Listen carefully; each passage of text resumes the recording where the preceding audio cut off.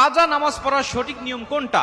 অনেকেই কাজা নামাজের সঠিক নিয়ম না জানার কারণে নামাজ তারা ছেড়ে দেন। নামাজ কাজা হয়ে গেছে, 1 ওয়াক্ত 2 ওয়াক্ত নামাজ হয়ে গেছে, তারা নামাজই পড়েন না, কারণ সঠিক নিয়ম তারা জানেন না। আবার অনেক মানুষ আছেন যারা যেভাবে ইচ্ছা সেভাবে পড়তেছেন। কাজা নামাজের সঠিক নিয়ম কোনটা? কাজা নামাজটা কি? কাজা নামাজ হলো ওয়াক্তের নামাজ ওয়াক্ত ছাড়া কোনো বিশেষ কারণে একটু বিলম্বে পড়া বা অন্য সময় পড়া, এটা হলো কাজা। এই কাজা নামাজ আপনার যে কোনো কারণে হতে পারে, যেমন কারণবশত কারণে, আপনার ঘুমের কারণে বা ভুলের কারণে বা যে কোনো একটি কারণে আপনি নামাজটা ওয়াক্ত মতো পড়তে পারেন নাই। এই নামাজটা বিলম্বে আপনি কিভাবে আদায় করবেন, কিভাবে আপনি পড়বেন, কখন পড়বেন? আল্লাহ রাসূল সাল্লাল্লাহু আলাইহি ওয়াসাল্লাম বুখারীর বর্ণনায় বলেন, আনাস ইবনে মালিক রাদিয়াল্লাহু তাআলা আনহু হাদিসটা বর্ণনা করেছেন। তিনি বলছেন, আল্লাহ রাসূল সাল্লাল্লাহু আলাইহি ওয়াসাল্লাম বলেছেন, তুমি যদি ঘুমের কারণে বা কোনো ভুলের কারণে নামাজ ওয়াক্ত অনুযায়ী না পড়তে পারো, যখনই তোমার স্মরণ হবে তখনই তুমি নামাজটা আদায় করে নেবে। যখন তোমার স্মরণ হচ্ছে, আরে আমি তো অমুক ওয়াক্তে নামাজটা পড়তে পারি নাই, আমি ঘুমাইছিলাম, ফজরের নামাজটা জাস্ট আমি পড়তে পারি নাই, এখন তো 6টা বেজে গেছেন, ওয়াক্ত চলে গেছে, এখন কি করব? আল্লাহ রাসূল বলছেন, তখনই তুমি নামাজটা আদায় করে নাও, তখনই তুমি নামাজ আদায় করে নাও, তুমি জোহরের জন্য রেখে দিও না। অনেক মানুষ আছে গ্রামগঞ্জে, এখনো অনেক মা বোনরা আছেন, অনেক পুরুষ ভাইরা আছেন যারা ফজর নামাজ কাজা হয়ে গেলে জোহরের জন্য রেখে দেন, যে জোহরের নামাজ আদায় করব। আপনি তো এর আগে মারাও যেতে পারেন, মৃত্যুবরণ করতে পারেন, না আপনি রেখে দিবেন না, আপনি তখনই পড়বেন, আপনি তখনই নামাজটা আদায় করে নেবেন। আল্লাহ পাকের কাছে অনুতপ্ত হবেন যে আল্লাহ, আমি জাস্ট টাইমে নামাজটা পড়তে পারি নাই, তুমি আমার নামাজটা কবুল করে নাও। অনুতপ্ত হয়ে যখন আপনি তখন নামাজটা আদায় করে নেবেন, আল্লাহ পাক তখন সঙ্গে সঙ্গে আপনার নামাজটা কবুল করে নেবেন। মুসলমান ভাইরা আমার, খুব মনোযোগ দিয়ে কথাগুলো শুনে নিবেন। কাজা নামাজটা কিভাবে আপনি আদায় করবেন, কোন সূরা দিয়ে আপনি আদায় করবেন, এর কোনো বিশেষ কোনো নিয়ম নাই। ওয়াক্তের নামাজ ওয়াক্তে যেভাবে আপনি আদায় করতেন, পরবর্তীতে বিলম্বে আদায় করলেও ঠিক সেইভাবে আপনি আদায় করবেন। আলাদা কোনো সূরা কিরাত নামাজের মধ্যে পড়তে হবে বিষয়টা কিন্তু এমন কোনো কিছু নয়, বা আলাদা কোনো নিয়ত বিষয়টা এমনও নয়। কিন্তু আপনি যে বিলম্ব পড়তেছেন এই নিয়তটা আপনার মধ্যে থাকতে হবে, আপনি কাজা পড়তেছেন এই নিয়তটা আপনার থাকতে হবে। আপনি জাস্ট টাইমে পড়তে পারেন নাই, এর একটা অনুতপ্ত আপনার ভিতরে কাজ করতে হবে।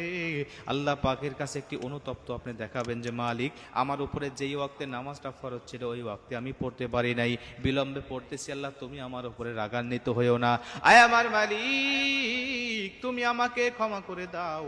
এই অনুভূতিটা ভিতরে নিয়ে আপনি কাজা নামাজটা আপনি আদায় করবেন। যদি আপনার একাধিক নামাজ কাজা হয়ে যায়, যেমন জোহর ফজর আপনার আসর মাগরিব 4 ওয়াক্ত নামাজ কাজা হয়ে গেছে, এরপরে আপনি সময় পেয়েছেন বা মনে হয়েছে এশারের নামাজের সময় আপনি কোন নামাজটা আগে পড়বেন, মুফাসসিরিন ইকরামরা বলেন সর্বপ্রথম তুমি ফজরের নামাজটা পড়বে, তারতিব হিসাবে আগের নামাজ আগে পড়ে নিবে, এরপরে জোহর, এরপরে আসর, এরপরে মাগরিব তুমি আদায় করে নেবে। কথার কথা, আপনি ফজরের নামাজটা পড়তে পারেন নাই, আসর পারেন নাই, জোহর পারেন নাই, মাগরিব পারেন নাই, ইশার সময় মনে হয়েছে মসজিদে চলে গিয়েছেন, গিয়ে দেখতেছেন ইমাম সাহেব ইশারের নামাজ শুরু করে দিয়েছে, তখন আপনি কোন নামাজটা আদায় করবেন? তখন আপনি ইশারের নামাজটা আগে আদায় করে নেবেন জামাতের সাথে, এরপরে আপনি সিরিয়াল মেনটেন করে নামাজগুলো আদায় করে নেবেন। মুসলমান বন্ধু আমার, আবার অনেক মানুষ আছে যারা জীবনে অনেক ওয়াক্ত নামাজ কাজা করে ফেলেছি। অনেক মানুষ আছেন 1 বছর 2 বছর 5 বছর নামাজ পড়েন নাই, কত ওয়াক্ত কাজা হয়েছে এর কোনো হিসাব নাই। তখন আপনি কিভাবে নামাজটা আদায় করবেন?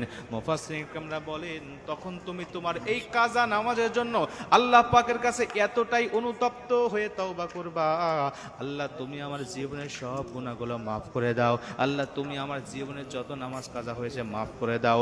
একনিষ্ঠভাবে তওবা করবা, আর বেশি বেশি তুমি নফল নামাজ পড়তে থাকবা। আমার আল্লাহ রাব্বুল আলামিন তোমার এই তওবা কবুল করে নিয়ে অতীত জীবনের গুনাহগুলো মাফ করে দিবে। জোরে কোন সুবহানাল্লাহ। আল্লাহ পাক সব গুনাহ তোমার মাফ করে দিবে যদি তুমি এইভাবে তওবা করে নফল নামাজ বেশি বেশি তুমি পড়তে পারো। সুন্নত নামাজ, নফল নামাজ যদি তুমি পড়ো, আল্লাহ পাক অতীতের কাজা এই কাফারাটা তোমার আদায় করে নিবে। মুসলমান ভাইরা আমার, একটি হাদিস অনুযায়ী জানা যায় আল্লাহ রাসূল সাল্লাল্লাহু আলাইহি ওয়াসাল্লাম বলেন, কাল কিয়ামতের ময়দানে কঠিন মুসিবতের সময় আল্লাহ পাক যখন দেখবেন বান্দার আমল নামায় অনেক ফরজ নামাজ ঘাটতি হয়ে গেছে, তখন ফেরেশতাদেরকে ডাক দিয়ে বলবেন, ফেরেশতারা দেখো তো বান্দার আমল নামায় কেমন নফল নামাজ আছে, বান্দার আমল নামায় কত নফল নামাজ আছে তোমরা একটু লক্ষ্য করে তাকিয়ে দেখো। ফেরেশতারা তাকিয়ে দেখবেন তার আমল নামায় অনেক নফল নামাজ আছে, যেগুলো সে সময় পাইলেই নফল নামাজ আদায় করত। নামাজ শেষে প্রতিটা ওয়াক্তে 2 রাকাত 4 রাকাত 10 রাকাত নফল নামাজ আদায় করত। এমন নামাজ তার আমল নামায় বহুত রয়েছে।